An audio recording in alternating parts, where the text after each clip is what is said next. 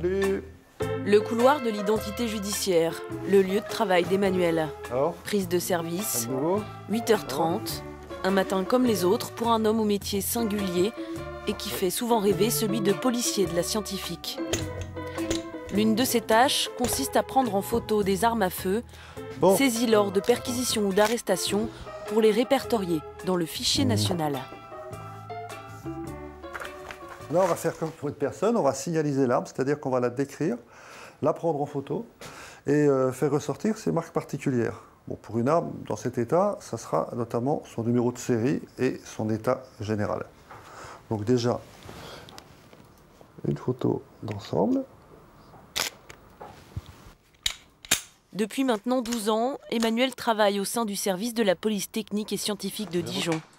Une activité qui doit permettre aux enquêteurs d'obtenir des preuves matérielles. Dans le cadre des constatations, effectivement, on est amené à figer les lieux, donc à faire des photos très générales, et après se rapprocher des détails, notamment bien sûr du cadavre, s'il y en a un, mais se rapprocher de plus en plus en détail, afin de déterminer tous les éléments qui pourront être utiles à l'enquête. Après avoir signalisé l'arme, Emmanuel doit effectuer un test. Tout se passe au stand de tir, dans les sous-sols de l'hôtel de police. Héloïse va bientôt ouvrir l'œil. Wolfgang prépare le petit déjeuner. Dès le réveil, le jeune adjoint de sécurité et sa compagne s'activent pour ne pas se mettre en retard. Wolfgang a 28 ans et il y a quelques mois, il a décidé de plonger dans le grand bain. J'ai été électricien pendant presque 10 ans et à parler avec un collègue au sport, il m'a dit essaie de passer le concours, c'est ce que j'ai fait.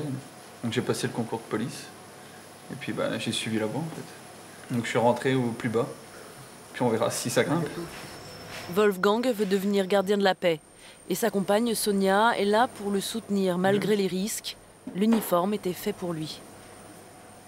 On se dit qu'on ne sait jamais ce qui peut arriver. Mais bon, on essaye de pas trop y penser, parce que sinon c'est pas vivable. C'est vrai que policier, ça lui allait très bien. Donc, il est très carré, très... Donc non, c'était... je pense que ça lui allait bien, puis ça lui plaît. Donc...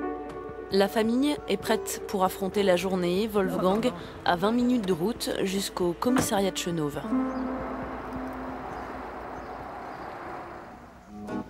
Autre aspect du métier de policier. Vous allez bien ? Ça va. Jean-Noël endosse le rôle de référent sûreté. Il réalise des diagnostics pour des entreprises, des collectivités et ici pour un hôtel. Il est notamment spécialiste de la vidéoprotection. Vous savez que pour les hôtels, donc on fait toujours attention où sont positionnées les caméras. C'est le respect du droit à l'image pour les clients.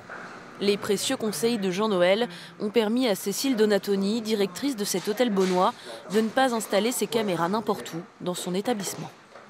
Moi, j'aurais eu une tendance à mettre des caméras dans les couloirs pour voir un peu ce qui se passait. C'est strictement interdit. Donc ça, on ne l'a pas fait. Et puis après, pareil sur la voie publique, puisque comme on va mettre un portail, j'aurais pensé en fait mettre un axe beaucoup plus large sur la caméra. Or, c'est pas possible. Le brigadier fait le tour du propriétaire. Vérification de toute l'installation, même à l'extérieur du bâtiment, car les erreurs sont effectivement vite commises. On a des personnes qui nous appellent et qui nous disent voilà, mon voisin a installé une caméra ou tel commerce a installé une caméra et j'ai l'impression qu'elle filme chez moi. Donc à ce moment-là, la préfecture nous demande d'aller vérifier et on doit s'assurer que cette caméra ne visionne pas chez le voisin. Auquel cas, on lui fait retirer ou on lui supprime son autorisation. Pas plus de 30 jours d'enregistrement, une seule personne pour visionner les images. De nombreuses obligations. Jean-Noël est là pour les faire respecter. À chaque policier, sa propre mission.